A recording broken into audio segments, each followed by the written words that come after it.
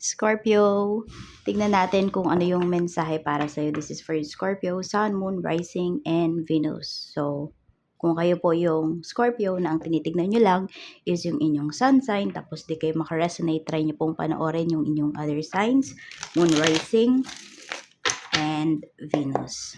At kung di pa po kayo nakasubscribe dito sa ating channel, please subscribe and hit the bell button para lagi po kayong updated every time na meron tayong uploads.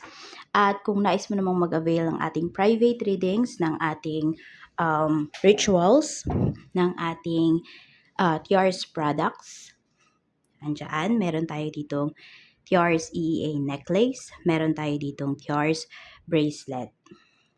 Mag-direct message ka lang po doon sa link, dyan sa link na nasa ibaba, nasa description box,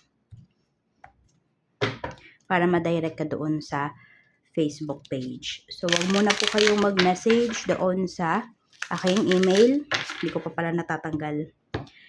So, mas ma-entertain ko po kayo kung doon kayo sa Facebook page mag-message. We have be open to miracles.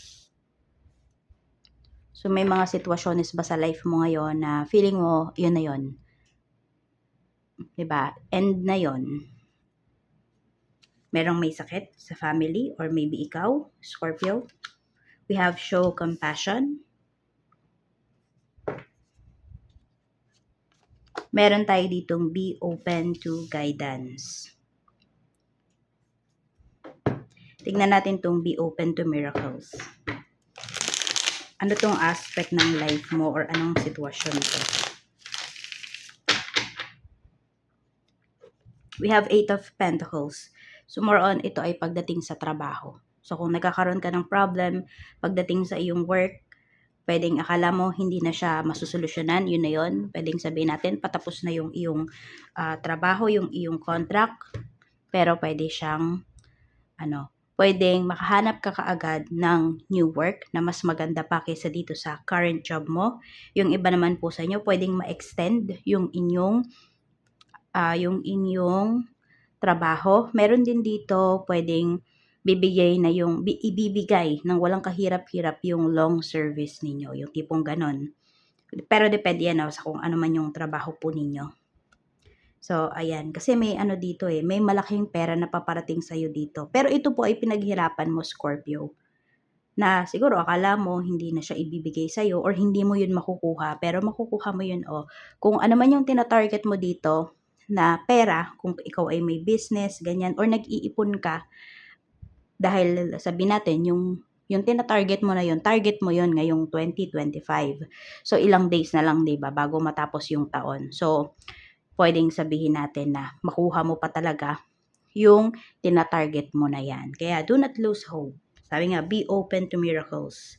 Dahil pwedeng sa isipan mo, di ba, tinuldukan mo na, yun na yun. Hindi ko na yan marireach. So, sabihin natin na pwedeng ikaw mismo yun ng block nung blessings na paparating. Basta do your best. Ano tong show compassion? We have Queen of Wands. More on nakikita ko naman dito sa pananamit. Okay? Sabihin natin, sa paningin ng mga nakakarami, pwedeng nandoon yung may nawiwirduhan sa pananamit mo. Okay? Siguro hindi niya taste, 'di ba? Pero kanya-kanya tayong preference, kanya-kanya tayong taste pagdating sa passion, 'di ba? Pagdating sa style, more on sa style. So, ayan po. Pero kasi may nilulugar din 'yan. So, kung sabihin natin formal talaga yung pupuntahan nyo, edi syempre medyo formal talaga yung isuot ninyong damit, yung tipong ganon. So, parang sinasabi sa'yo, di ba, maawa ka sa sarili mo, Scorpio. Di ba, alisin mo muna yung style mo na yan. Sumunod ka muna dito sa dress code, yung tipong ganon. Yan, example lang yun ha. Pwede hindi yun yung nangyayari talaga sa inyo. Pwedeng meron dito kasamahan mo sa work, binubuli. So, or nilalayuan siya because of yun nga, style niya sa pananamit, ganyan. Pwedeng ikaw lang yung kumakausap sa kanya. So, show compassion. Tingnan natin. Be open to guidance. 3 of Cups. Sa mga friends mo naman to. So, kung may mga kaibigan ka dito na meron silang mga advices sa'yo, which is alam mo naman na makakabuti sa'yo, try mong pakinggan, try mong pagnilay-nilayan yung mga sinasabi nila, i-consider mo, kasi pwedeng makatulong talaga yun sa'yo. And pwedeng meron ka din ditong kaibigan na yung masasabi natin na kapag may problema ka, alam mo na siya talaga yung malalapitan mo. So, if you have that kind of friend, ayan po, or if you have that kind of people, ay napakaswerte mo talaga. Tignan natin, kamusta naman yung emosyon mo ngayon? We have 7 of Cups. Okay naman yung emotions mo. Nakikita ko lang dito na yung iba okay, yung iba naman po naguguluhan kayo. Nafe-pressure, siguro dahil nga sa may goals kayo or ang dami niyong kailangang ayusin ngayong araw na to. So, medyo kinakabahan. Yan.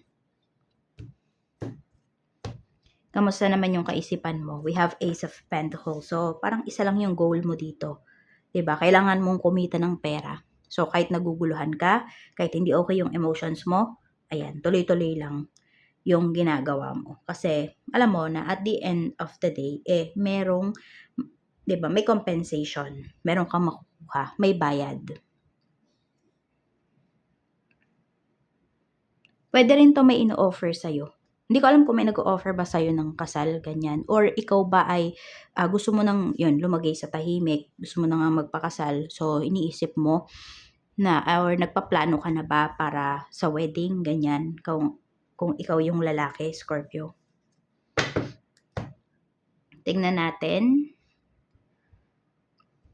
3 blessings na marireceive mo today. Ito is pwedeng ordinary lang. Yung laging araw-araw nararamdaman nyo, nakikita nyo. Some of you, big blessings po ito. Some of you naman, pwede na ito, Scorpio, ay small blessings lang. Pero kahit ano pa man yan, i-appreciate po ninyo. Tignan natin. We have 10 of Swords. So, may someone dito na mahuhuli mo sa text, sa chat. Okay, pwedeng may maicha-chat sa'yo yung isang tao. So, malalaman mo kung totoo ba yun sa'yo, niloloko ka ba. Meron din po dito magka-cut ng ties with you. Hindi ka napapansinin ng tao na yun, ibablock ka. So, inaalis lang ni universe yung mga tao na sabihin natin basura na sa life mo. Sila na yung kusang nag-aalis sa sarili nila. So, yes, manghihinayang ka syempre. May pinagsamahan kayo nung tao na yon, pero alam mo sa sarili mo na hindi na nakakabuti yung tao na yon, puro pag-iisip na lang yung binibigay niya sa'yo. Pwedeng lagi na lang ikaw yung nagpaparaya, ganyan. Check naman natin pagdating sa, ito pala yung mga blessings, no? We have Page of Swords. Meron naman dito mangungulit sa'yo. Pwedeng ito yung nangungulit na lagi mo siyang nire-reject before. Trabaho, isang tao, yan po. Very curious to sa'yo. Hindi ka titigilan ng taong to hanggat parang hindi ka niya napapa-oo. Sabi ko nga, hindi lang yan applicable sa love life. So, matyaga yung tao na to sa'yo. Tignan pa po natin. Blessings pa. We have the Devil.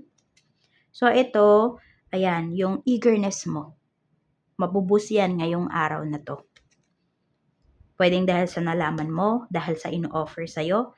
Pwedeng ito, isa sa mga pinanghinayangan mo before at i-offer na ulit siya sa'yo. So, wag mo nang sayangin yung opportunity. Energy naman ng mga makakasalamuha mo today, yung pinakamalakas. 10 of Wands. May mga stress, may mga busy po So, nakalimutan ko kung kaninong sign ito. Na-read ko to Same din yung energy ng mga tao na makakasalamuha today. Pero yun nga, pwedeng may makasalubong kayo na kakilala mo talaga siya. Pwedeng ka-close mo pero pwedeng malabo yung kanyang mata. Pwede na sobrang busy niya. Alam mo yung, 'di ba, naglalakad siya, iba yung nasa isipan niya kaya wala siyang napapansin. yung ganyan. So, occupied yung kanyang mind. Pwede rin sobrang focus niya sa kanyang mga dala-dala, may pag-iingat. Ayan po. So, baka maisip mo na inisnab ka, ganyan. Uy, ang sungit naman niya, no? Hindi ako pinansin. Sabi nga, hindi laging, maganda yung araw, hindi laging, kung ikaw is nandiyan yung presence of mind mo, pwedeng yung mga tao sa paligid mo, iba yung kanilang iniisip. 'Di ba? Wala sila sa kanilang sarili, yung tipong ganyan. Tingnan natin, pagdating naman po sa work. We have Knight of Wands pagdating sa trabaho. Meron tayong Seven of Pentacles. So, marami po dito, matagal-tagal na ba kayo sa work? Some of you, 7 to 8 years na kayo sa trabaho nyo. Ayan. Pero nandun pa rin yung passion mo sa work. Pero, meron kasi tayong Seven of Pentacles. Sometimes, pwedeng na-out of focus kayo. No? Parang tinatamad, ganyan. Pero sabi ko nga, meron dito, may eagerness. Mabubus yung eagerness ninyo ngayong araw na to. We have Queen of Cups. Pinapakita naman dito yung mga katrabaho mo. Madami namang mabait na katrabaho. Pero kasi syempre hindi naman lahat ipi-please ka niyan, 'di ba? Hindi mo rin naman sila lahat ipi-please. Pero ngayong araw na to, ayun, kapag may tinanong ka sa coworker mo, sasagutin ka naman ng maayos. Yung pagsagot nga nila parang malambing, ganyan, or basta may care ka na mafe-feel. Sa business naman, kung may business ka, we have Six of Swords. Medyo tahimik yung business mo ngayon. We have the Lovers. Okay, so naaapektuhan, kung meron kayong problem sa inyo pong love life, naaapektuhan nun yung business nyo. We have the Hierophant. Tignan natin yung, so yun, kung maganda yung, yung love life ninyo ngayon, okay kayo ng person mo, so maganda po, tahimik lang yung inyong negosyo, focus kayo dyan. Tuloy-tuloy lang yung dating nung mga clients po ninyo. So, may mga clients kayo dito na parang ang tahimik nga nila, sila mismo tahimik. Ganon, walang imik. So, pwedeng yung mga, alam mo yung, kung nagpa-reserve na sila, bayad na yan. So, wala, kukuhanin lang nila, aalis lang. Thank you, baka magte-thank you pa, nakatalikod na. Tignan natin. Pagdating sa staff, kung meron kang staff. Nine of Cups. So, happy yung mga staffs mo dito. Happy yung mga tauhan mo dito sa negosyo. Yan. At ease sila. Maagap din. Yan ang pinapakita. Pero meron kasing pinapakita rin dito na tignan mo ha, baka sa mga tauhan mo meron dyan parang feeling boss. Baka siya lang yung natutuwa sa sarili niya. Tignan natin. Okay. We have Temperance. Okay naman po yung inyong sales today. Hindi ko siya nakikita na ganun siya kataas, pero hindi rin naman po ganun kababa. Actually, may healing energy nga dito. So, kung sabihin natin kahapon, sobrang baba nung kinita ninyo, medyo aangat naman po siya ngayong araw. Masasabi mo naman na hindi lugi yung araw mo. Yung ganyan. Sa kaperahan, kamusta? We have Six of Wands. Parang marami talaga kayong gastos ngayon, Scorpio. We have the Chariot. Sasakyan. More on sasakyan yung pinapakita dito. Kung meron kayong sasakyan, pwede po na, ayan, madalas ba masira or bibili kayo ng bagong sasakyan. Meron din naman po dito kung kayo ay nagko-commute, pwede na masiraan yung sasakyan, yung sinasakyan po ninyo at madodoble yung pamasahe, yung tipong ganun. Pero depende na lang kung ibabalik ba ng driver yung inyong binayad.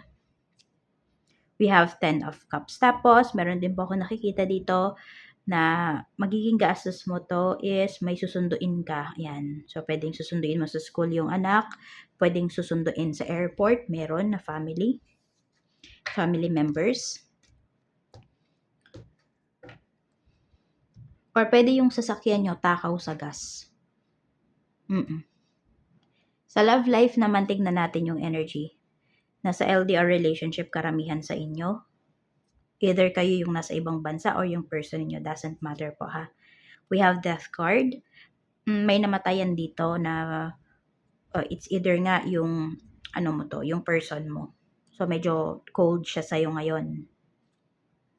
We have Two of Swords. Okay, hindi naman siya yung nawala, 'di ba? Pero meron dito, simulang nawala yung person na 'to sa life niya, parang nagdalawang isip na rin siya sa relationship ninyo. Hindi ko alam kung sa side mo ba 'to o sa side niya. Sabihin natin meron siyang ka-close diyan sa family members mo tapos nawala yon. So, napapansin mo na ano, na parang nanlalamig din siya sa'yo.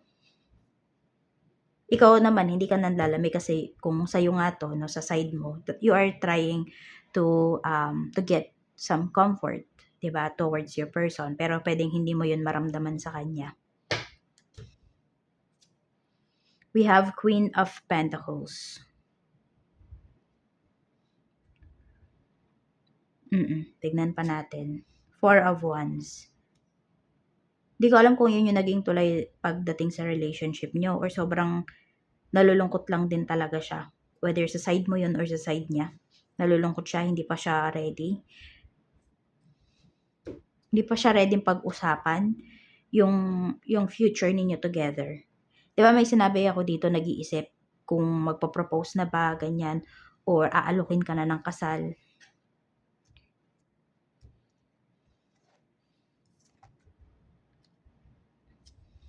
We have Judgment. Iniisip niya rin kasi nasa malayo ka or nasa malayo siya.